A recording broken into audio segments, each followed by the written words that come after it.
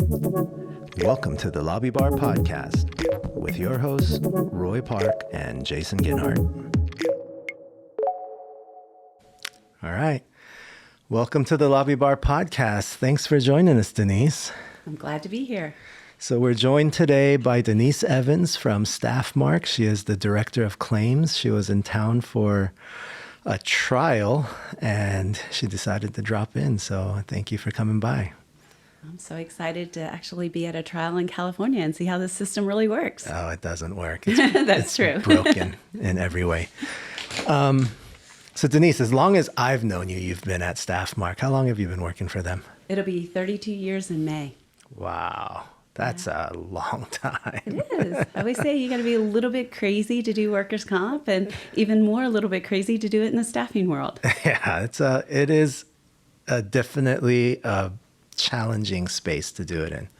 Yeah, it's the beast of the industry. Yeah. So I'm assuming when you started 32 years ago, you weren't the Director of Claims. So how did that progression look as far as your development in your career? Actually, when I started out at the front desk of our staffing corporate office. Oh, wow. So they didn't really have a position for me available at the time. Mm-hmm. But they knew they wanted me. So I moved straight into that position. I was there for about 4 months until a position opened up in the payroll department. And the owner of the company, he's like, hey, I think you should go there. Moved over into that payroll, did that for about 4 months. Mm-hmm. And then the workers' compensation department was making some changes. Okay. We'd basically been a company where it was paper pushing it to the TPA. Right. A person came in, decided that they wanted to look at self-insurance, taking it all over, needed staff. Basically said, hey, do you want to do this on the side as well? Mm-hmm. So I did payroll and workers' comp for about a year. Okay. That was exciting and challenging. And so how did you get your, so you started in payroll and workers' comp and then just continued to develop and grow in the workers' comp space? Well, it came down to I was working a lot of hours. Mm-hmm. So again, the owner came to me and said, pick one. Which one do you want? I mean, he was very involved in our industry back then. So I picked workers' compensation. I think when it gets in your blood, you either love it or hate it. Yeah. And I really loved it. Yeah. So I picked workers' compensation and been doing it ever since. Yeah. Worked my way at that point, I was probably just doing a lot of the learning with the TPA. Uh-huh. Then the state came in, audited us and said, why are you all not doing this yourselves? Like, you guys know what you're doing. Yeah. So we became self-administrated. Oh, okay. So that teaches you a lot. Yeah. So you actually had to adjust claims in-house then. Correct. Okay. So we adjust the claims, pay it. We also started doing our own hearings. Oh, wow. So in Ohio, you could attend the hearings, handle the hearings yourself, even not being an attorney. Oh, wow. Okay. So I learned a lot doing the hearings, I will tell you. Yeah. Those, when you're sitting across from somebody and you're telling them why you're denying their claim and they're looking at you telling you something else, you pick up on a few things of how to investigate a claim. Yeah, that makes sense. Wow. So, I mean, that was a pretty quick trajectory. Like was it a privately owned company when you first started? Yes. Okay. And so then the owner was involved and really kind of helped you develop and grow. And I mean, when did it really start blowing up for you? Yeah. So our company has always been very forward thinking when it comes to workers' comp. Yeah. Always wanted to be involved from the start. And I think we helped, make that trajectory happen. Yeah. Because very early on, I became involved, in the workers' compensation system, understanding how the Bureau worked. Mm-hmm. And I think that's where we just kept pushing, we can do this. We can be self-insured. We can be self-administrated. We can run the claims ourselves. We can save the company money by doing it this way. Yeah. So from the start, I think, we did it ourselves. Yeah. And we just had the support of the executive team. Yeah. Well, that's awesome. It's refreshing to hear about companies that have a good culture and that can kind of change with the times and grow and develop and help really develop their internal hires, that, help them get them there and just really are loyal to them. Yeah, and we're great because our executive team now is so supportive of the risk management department and workers' comp because they understand, our industry is our people. Yeah. So we're very protective of our talent. Yeah. And we want to take care of them when they're injured. We want to treat them right. But we also have the other flip side that we are a transient workforce. Yeah. So they're very supportive of what we do. And they make sure that we have the tools and the time and the things we need to manage our claims. That's awesome. Okay, so Denise, we've been working together now for, gosh, how many years has it been? I'm going about 10. Does that sound right? It's a little less than 10, but it's up there. Yeah. And one of the things that was refreshing for me when we started working together was your attitude about closures. We had some clients that really wanted to fight, and we would go to trial all the time. And, it was great for me when I was, kind of sharpening my tools and doing all of that. But having a client that kind of looked at claims a little different and really just tried to push for early settlements, you were kind of the first that I dealt with. And so, what was the philosophy behind that, and how did you come to, kind of value the early closures? So I think we just started taking a look back at history of claims in California as well. And when you look at the history of claims in California, the longer a claim stays open in California, the more money it's costing you. Yeah. Because they just always continue to develop. Yeah. And you're constantly looking at how can I get this under control? Right. But the problem is when they're open that long, you've already lost control. Yeah. So we do a fully developed reserve every quarter. So our claims are being fully developed out by our auditors every single quarter. So they're looking at our closures. And that's when we sat back and said, if they're developing that money out for the future, the quicker we get a claim closed, the quicker our financial health is. Yeah. So when we sat back and looked at that, California is always the one that stands out. Yeah. Anytime I talk, it's always, I hate to say it, but I'm going to bash California just a little bit when it comes to workers' compensation. And the California claims, if you've got a claim open longer than a year and a half. Yeah, you're toast. Yeah. And you're going to pay a lot more at the end of that claim in that settlement than an earlier settlement. Right. Yeah, they definitely don't age like wine. Yeah, they get rancid pretty quick.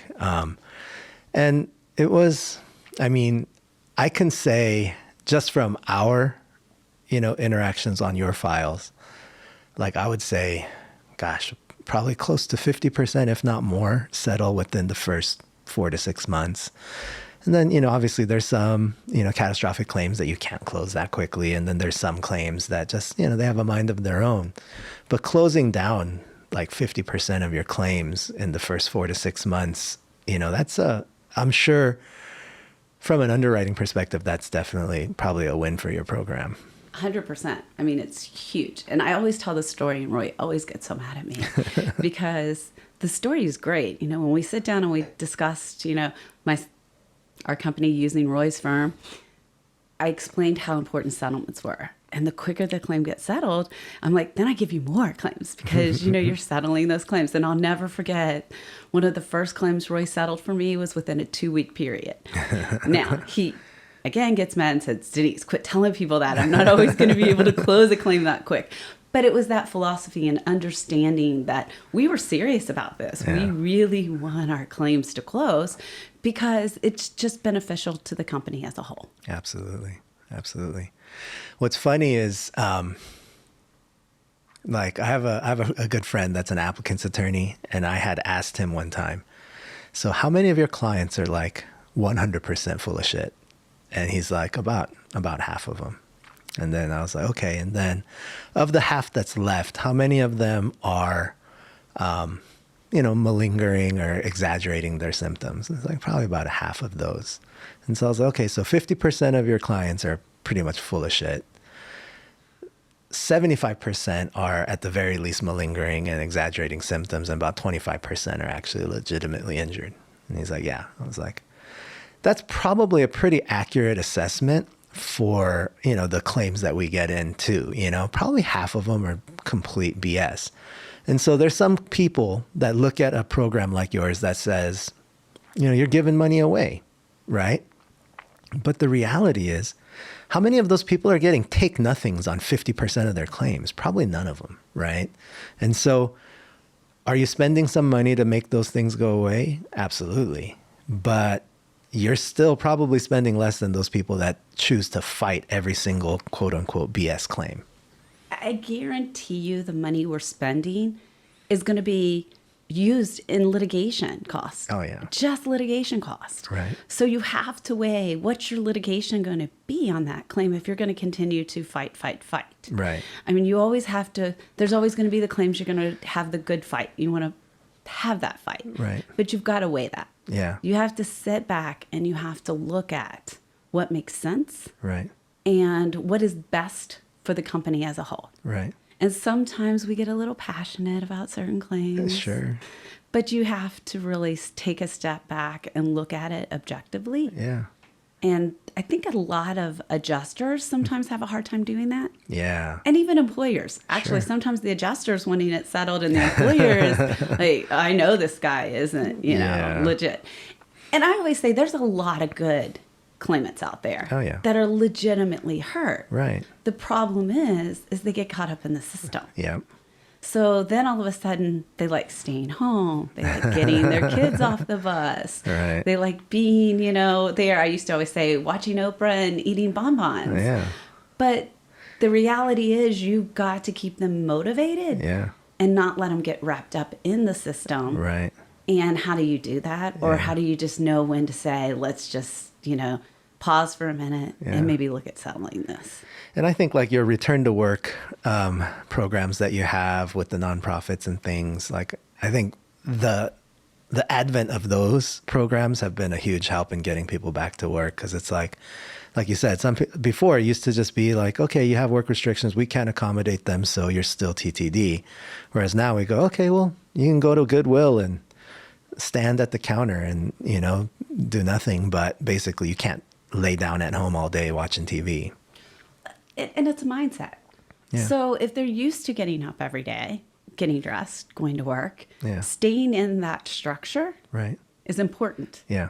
Because if they don't stay in that structure, that's when the mindset starts changing. Well, oh, I'm really hurt, or I need to be home, or so it's important. I mean, our people are our industry, so we look at it as we always try to get them back to maybe our client first, right, or another client. But there's a lot of times that's not feasible, right. So the nonprofits actually give us an opportunity to keep their mindset in a return to work mode, right.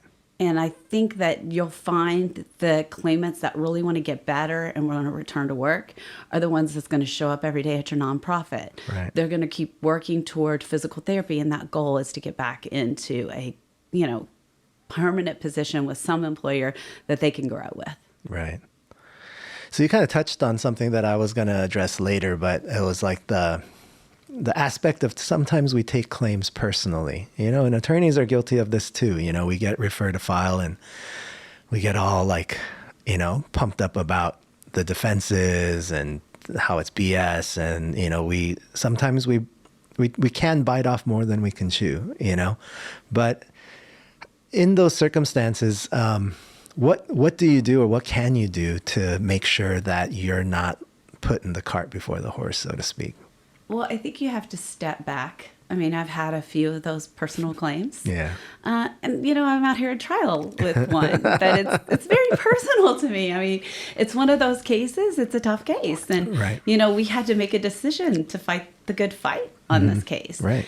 And, you just have to step back and look at, I think, more along the lines of what does the medical support? Mm-hmm. What can we look here and say, this is our reason to fight it? Right. Because we really believe that our doctor is 100% on point here. Right.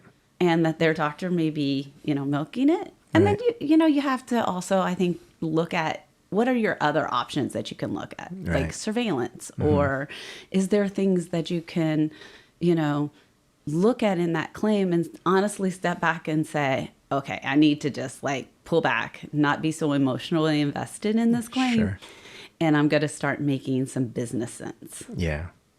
And I think having a game plan is always really important for claims like that. And a game plan for the wins and the game plan for the losses. Like sometimes you might get rung up at trial, but what's the game plan even if that happens, and you don't want to give away any tricks or secrets, but at the end of the day, like, there's always something, whether that be a petition for recon or whether that be, even a post FNA within 5 years stretch of surveillance to make sure this person really is quote unquote 100%, and I think having that game plan is really valuable.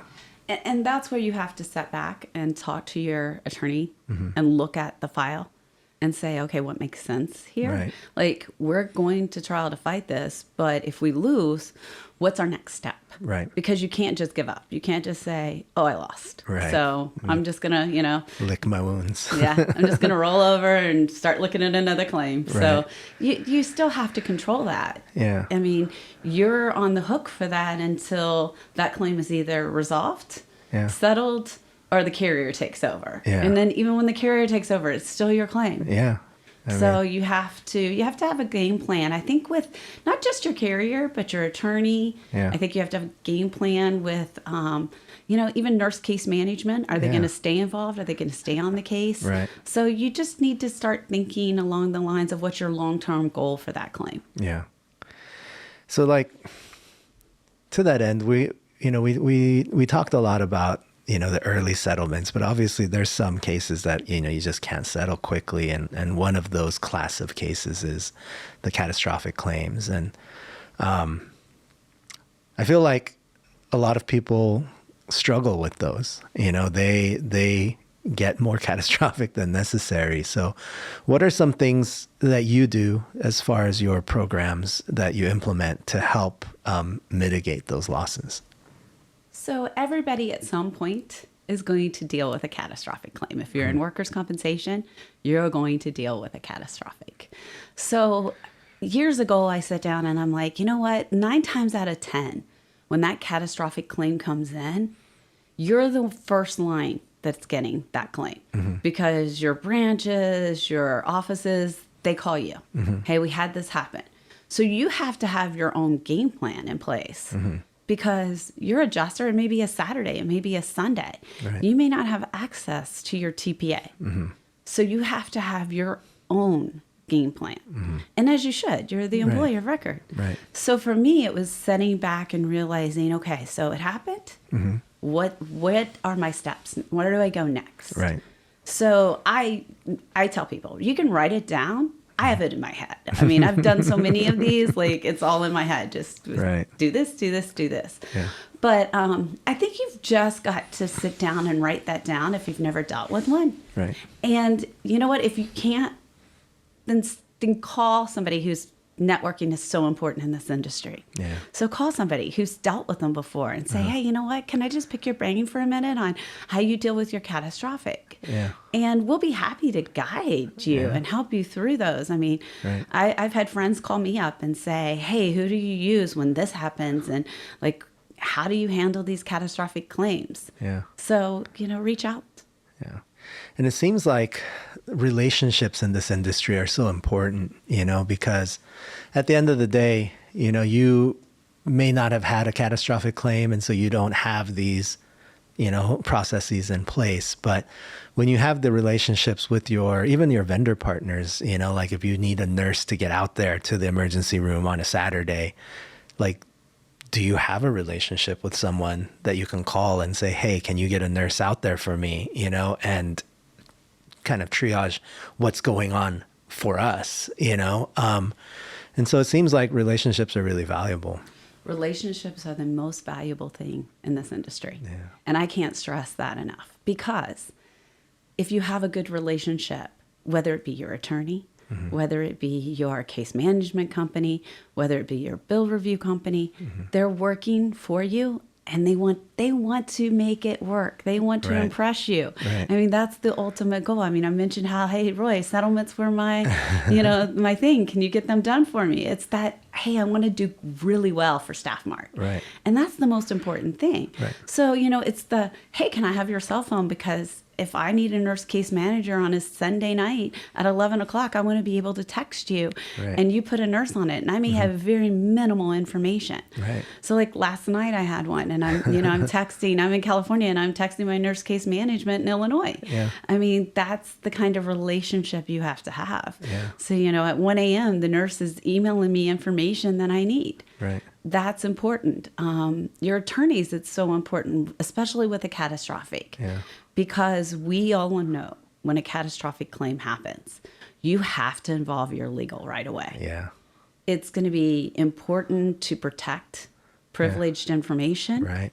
I mean, you're going to have information flying back and forth.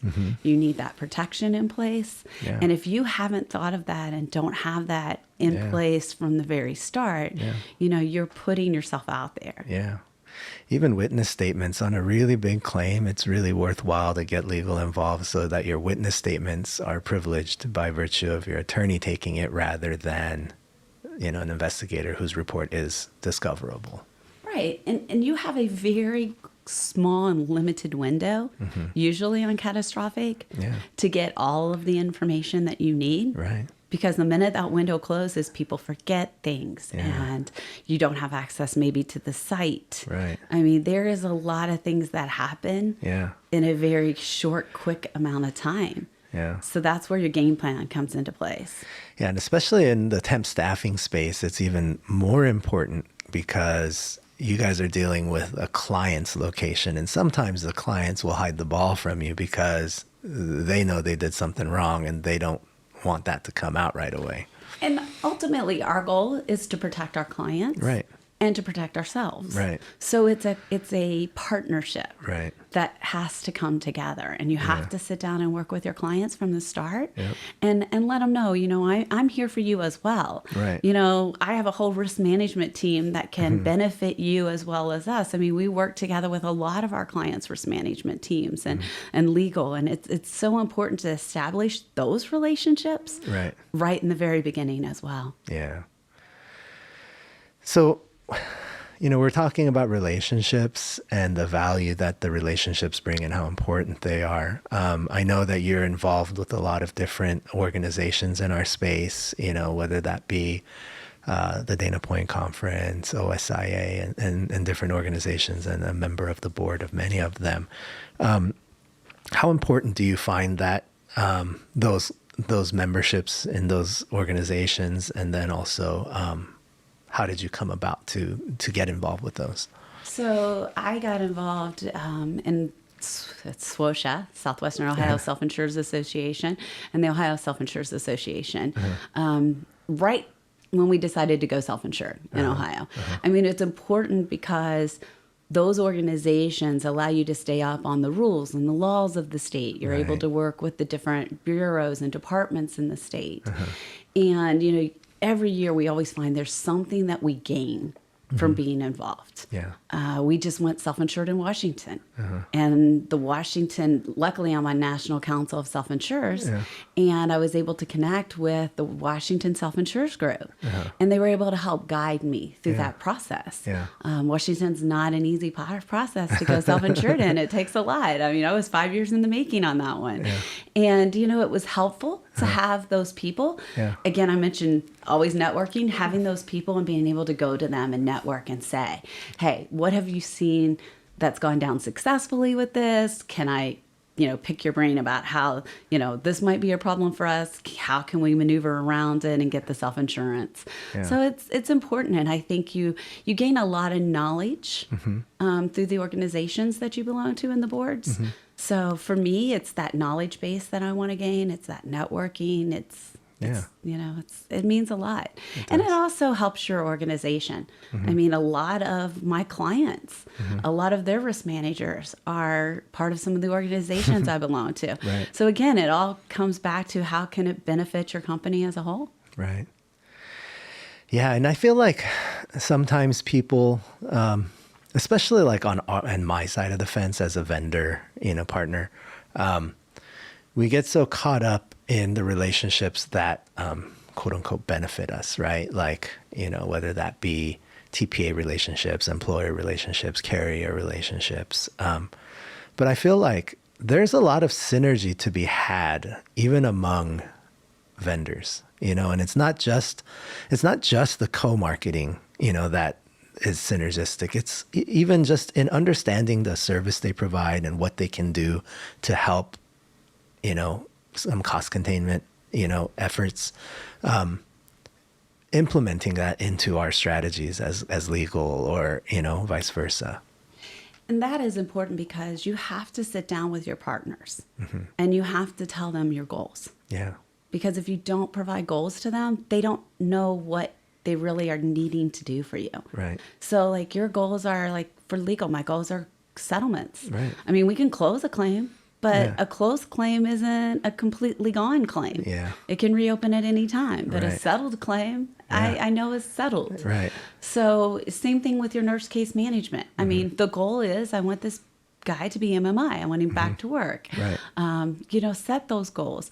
Even from your bill review, my goal is I want 20% more cost savings this year than I had last year. Right. So if you sit down and set your expectations Right. with your partners, Right. then they know how to help you. Right. And every year we're trying so hard to find additional cost savings. Yeah. Inflation. I mean, we all know. What did they say this year in California? The medical cost was going to go up by, I think I read somewhere it could be up to 12%. Yeah. It's something absurd. Yeah. So that stuff is continually happening. So your average cost of your claims Yeah. are continually going up. Right. So you have to do something Right. to counterbalance that. Right. So conferences, a lot of people ask me, why are they so important? Yeah. How are we going to know what programs are out there? Right. And what partnerships we can build Right. if we're not putting ourselves out there? Yeah. And we're not finding those, partners that are going to give us an additional savings. Yeah. Even 1% to 2% on, a $90 million program Right. is important. Yeah. That's a big chunk. It's interesting because, like just in my space, we're looking at opportunities to streamline processes, automate certain things. And I feel like, we're dealing with a workforce that doesn't want to come into the office. They want to work from home. And I'm fine with it. Like, I don't mind. But I think there's a delicate balance because if your job is easy enough where you can kind of float through it, do it from home, chances are that's going to get automated out soon, And I think like people need to start looking at their positions as how do I add value, not how do I make my life easier? And I think that's something that's missing in our society right now. But in our space, like you said, everyone's looking for the next way to get cost savings. And it's looking more and more like those cost savings are going to come from machines, not from humans, and I think that's unfortunate and scary, but I think the humans are going to have to start stepping up and getting creative and figuring out why you still need me. And that's, I think what's going to be interesting to see what happens with. So the fun part about that is when you think of claims, because when I started in claims, how I learned and how I helped my own team and my own employees learn is by being there and discussing and having that. Yeah. So, there is a concern going on with, I know a lot of adjusters are staying home these days and working from home. But I remember, so how are we going to counterbalance that? Because they're not going to have that adjuster that's been there 3 years longer than them and might have ran across a case similar to the one they have. Right. Are they going to pick up the phone and call each other? Are they going to Teams? Are they going to, Zoom? Right. And, I know we have to adapt. Right. I know we have to be competitive because to have the good adjusters, that might be one that wants to work from home. So how do we handle that? How do we make that connection? Right. How are they connecting even with their own TPA and their own clients? Right. I'm a firm believer in in-person claims meetings. Yeah. Even through COVID, I've been doing in-person claims meetings. I know. Lord knows. And you know what? It opened my eyes to the fact that they need this just as much as we do. Yeah. Because I could tell, like, some of them were like, oh, I'm so glad to be out of my house. Yeah. You know, I'm so glad to be talking about my claims again in person. Yeah. And I think we're going to have to figure out that balance, whether it's, you know, maybe a little bit less office space, but you have scheduled days that certain teams come in and treat it like, hey, you plug It's like in. a hybrid, and the hybrid situation. Yeah. And I think we're going to have to deal with that in the future. Yeah. And we're going to have to figure out what works best for our claims team and our TPA. Yeah. And we're going to have to work with them and say, okay, but here's still my expectations. Yeah.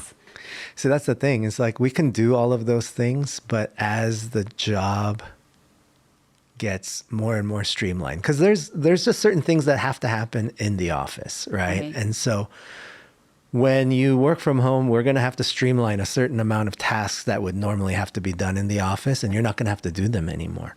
And then at a certain point, we streamline those processes, take them off your desk, and then we start automating other processes and take them off your desk. And pretty soon we're like, oh man, we don't need that many humans anymore. You know, like it gets to that point. And so I think, I don't know why we're going this route, but it's just kind of, it's been on my mind. Like, I feel like the onus is really on the people that are really beating the work from home drum.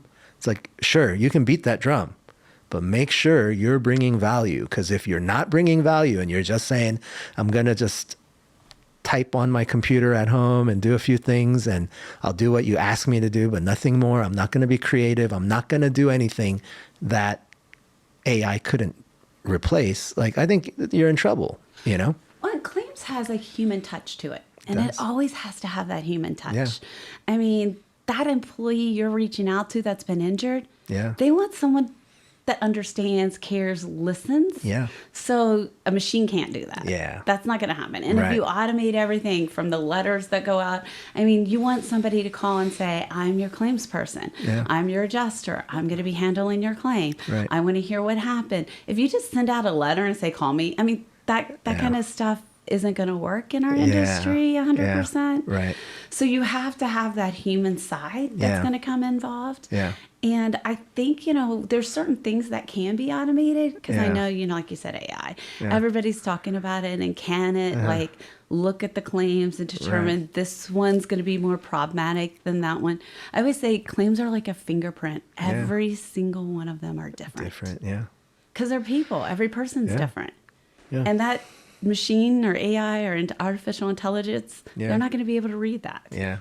That comes from the adjuster or the employer talking to that person, working with them. And a lot of times some of our claimants run out the door and get attorneys just because they felt like no one cared. They get sent back to work when they're still in pain, you know? Well, and they're looking at it and they're going, well, they didn't even ask me, am I okay? You know, what do they really care about me? And I guarantee you, if you don't show you care, there's an attorney that's got a billboard or an advertisement that's telling them that they care, and they care by hitting their pocketbook. They're gonna cry with them. And they're gonna make your claim just go longer because anytime an attorney gets on a claim, we all know that the tail of that claim now just like got extended. Exactly. It just depends on how hungry that attorney is to resolve it on their end. Right. All right. Well, Denise, I really appreciate you coming in. You know, we kind of covered a lot of different topics. I appreciate the insight that you bring and your friendship and your business. All right. Thank you. Thanks, Steve. Great for having me. Thanks for having me. All right.